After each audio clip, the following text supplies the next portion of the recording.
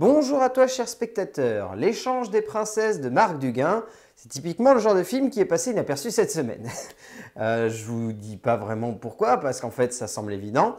On est à la fin de l'année, il y a tout l'argent du monde qui sort en salle, il y a Pitch Perfect 3 aussi à côté, et du coup ce film-là, on s'en fout parce que voilà, le film n'a pas bénéficié d'une grande pub, le film a un sujet qui reste un petit peu difficile d'accès, et du coup on s'y intéresse pas vraiment. En soi, c'est assez justifié, et pour autant, c'est un petit peu dommage de passer à côté de ce genre de film. Le résumé pour faire simple, alors que la guerre prend fin entre l'Espagne et la France, le duc d'Orléans va convaincre le jeune héritier Louis XV de prendre pour femme la princesse d'Espagne, tout en mariant sa propre fille, la princesse de Montpensier, au jeune prince d'Espagne, héritier du trône. C'est un petit peu dommage parce qu'au final, L'échange des princesses, même si ça n'est pas un grand long métrage épique, dense et fulgurant en la matière, ça reste un film intéressant, notamment dans le choix du traitement du sujet. Parce que le cinéma français et les films en costume, voilà, c'est un petit peu lourd, quoi. C'est comme les Anglais et les films en costume de la fin du 19e siècle et du début du 20e. On commence un petit peu à en avoir marre. Et du coup, pour le coup, voilà, ce genre de film, c'est typiquement le genre de long métrage où on se dit que c'est encore et toujours la même chose, que c'est les mêmes thématiques, les mêmes sujets, le même côté filiation. Et Marc Duguin, il essaye vraiment d'apporter quelque chose de différent, que ce soit dans le regard qu'il porte sur ses personnages, que ce soit dans la manière de traiter le film.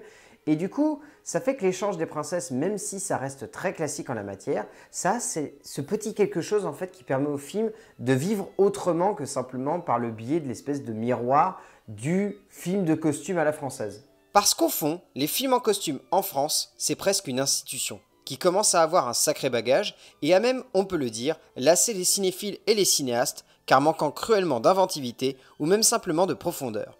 Ce film-là n'est pas un des pires. Il s'agit simplement d'une œuvre très classique, voire même simpliste par instant, mais étonnamment poétique, notamment dans le choix du traitement de ces deux princesses et de ces héritiers à qui l'on force la main. En termes d'écriture, donc c'est basé sur le bouquin de Chantal Thomas, et c'est donc écrit par Chantal Thomas et Marc Duguin. En termes d'écriture, c'est beau, genre vraiment beau, c'est extrêmement poétique comme écriture. C'est juste que c'est une écriture qui est très difficile d'accès pour un spectateur lambda. C'est une écriture qui est un tantinet pompeuse, par moments qui a tendance à céder à des thématiques ou à des manières d'aborder les thématiques qui sont très lourdes, des réflexions qui sont des fois tellement criardes qu'elles en deviennent absolument imbuvables pour le spectateur. Et voilà, c'est un petit peu dommage en soi parce qu'on sent qu'il y a une vraie passion en fait pour ces personnages, pour la manière avec laquelle ils sont développés, pour le regard que l'on porte sur eux. Ce qui est intéressant aussi, c'est que c'est un de ces rares films en costume qui choisit de montrer des personnages d'enfants et donc de traiter cela avec un regard d'enfant, mais également une certaine maturité. Et de par cela, on sent que Thomas et Duguin, ils ont voulu créer un carcan où le spectateur va ressentir profondément les questionnements de ces personnages, tout en lui-même se questionnant sur la situation de ces héros qui se retrouvent dans des positions d'adultes alors que clairement ce sont des gamins à qui on a retiré l'innocence beaucoup trop tôt et qui se retrouvent complètement perdus dans ce monde-là.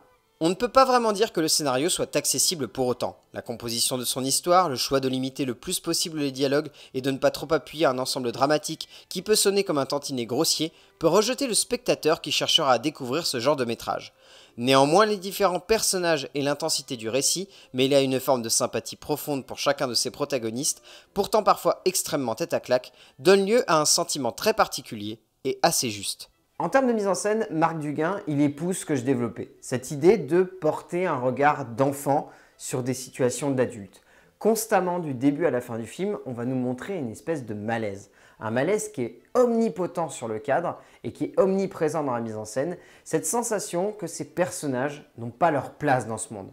Ou en tout cas, si ce n'est pas dans ce monde, c'est dans le monde dans lequel ils sont enfermés. Parce que ce qui est intéressant, c'est que par le biais du travail du cadre, Marc Duguin veut montrer constamment des personnages enfermés. Enfermés physiquement, dans le sens où ils sont souvent dans des palais, dans des chambres, dans des endroits confinés, mais également dans l'enfermement du cadre, parce que même quand ils sont en extérieur, Marc Duguin cherche à nous les enfermer, à nous montrer que même s'ils ont cette sensation de liberté qui peut faire illusion pendant une fraction de seconde, il va y avoir ce petit décrochage qui va leur faire retomber dans la réalité, et si ce n'est pas le cas, c'est le cadre qui leur rappelle ça. Et ça, c'est hyper intéressant parce que au-delà d'apporter une certaine poésie en fait au déplacement et à l'évolution de ces héros, ça permet aussi de faire ressentir au spectateur des choses qui sont très difficiles à retranscrire en termes d'écriture. Parce que à part faire répéter à son personnage « je me sens enfermé, je me sens comprimé, je me sens coincé, etc. », c'est très compliqué de montrer l'enfermement au cinéma. Et là, Marc Duguin le fait très très bien. Et au-delà de ça, il développe de très belles choses au travers de son film. Duguin reste très classique tout de même, ne cherchant pas à appuyer les traits de mise en scène par souci d'épurer le plus possible son jeu entre le cadre et les personnages. Dommage car en un sens, cela fait perdre de sa densité au récit. Mais derrière cela, son choix de regarder ce monde à hauteur d'enfant, de montrer la perte d'innocence qu'ils vivent et cette douceur qui se dégage de leur regard sur le monde, permet à l'ensemble du long métrage de gagner en intensité et surtout en justesse émotionnelle, transmis par un cadre sensible et simple. En termes de casting, les adultes sont bons, là-dessus il n'y a rien à en redire, on retient surtout Lobert Wilson et Olivier Gourmet, mais les enfants de ce long métrage sont vraiment excellents.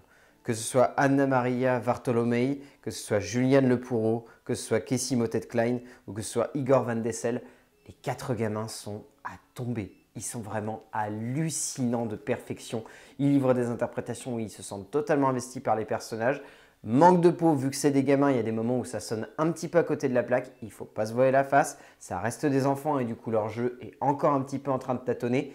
Mais il y a quand même cette vraie passion pour ces héros. Il y a cette vraie passion pour les montrer dans leur plus grande intimité et ainsi se perdre un petit peu dans un regard qui pourrait sonner à côté de la plaque, mais qui finalement sonne juste au bout du compte. S'il faut bien avouer que les adultes en imposent, les jeunes enfants s'en sortent plus que bien, proposant des interprétations parfois un peu maladroites, mais finalement largement convaincantes. Et donc pour faire simple, L'échange des princesses, c'est un film qui est vraiment intriguant. C'est un film qui risque d'être déroutant pour beaucoup de spectateurs si vous décidez d'aller le voir. C'est un film qui n'est pas fait pour tout le monde. Il ne faut pas non plus se voiler la face. C'est typiquement le genre de long métrage qui, voilà, comme je disais, n'est pas autoriste. C'est juste que c'est des thématiques et un regard très particulier et du coup que peu de spectateurs peuvent vraiment arriver à cerner pleinement. Mais ça reste un film qui est intriguant, passionnant, qui regorge de bonnes idées et qui est très poétique. Donc dans le genre, L'échange des princesses de Marc Duguin, moi je vous le conseille parce que ça reste un beau film, c'est intriguant de voir ce genre de long métrage en salle et ça montre que parfois il faut laisser sa petite chance à des films qui passent un petit peu inaperçus dans les salles de cinéma. A plus!